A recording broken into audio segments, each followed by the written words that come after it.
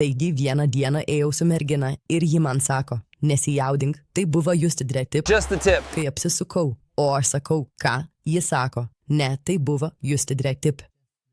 Aš buvau toks, kas čia per dalykas.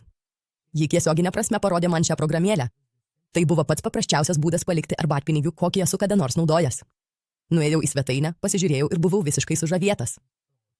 Aš tikrai naudosiu tai savo versle.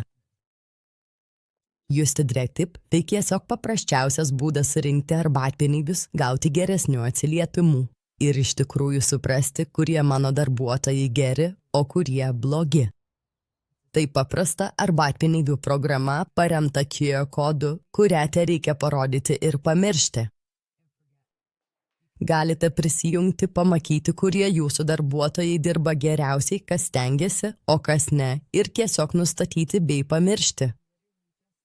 Tai vienas geriausių dalykų, kuriuos esu padaręs. Mano darbuotojai laimingesni, atsiliepimų skaičius išaugo ir aš žinau daug daugiau apie savo verslą, tai akivaizdus pasirinkimas. Tad galite paklausti, kiek visa tai kainuoja, tai geriausia dalis, tai 100% nemokama. Tad jei esate protingas, siūlyčiau tiesiog išbandyti Just Dread Tipą. Tai tiesiog Just Dread Tipą.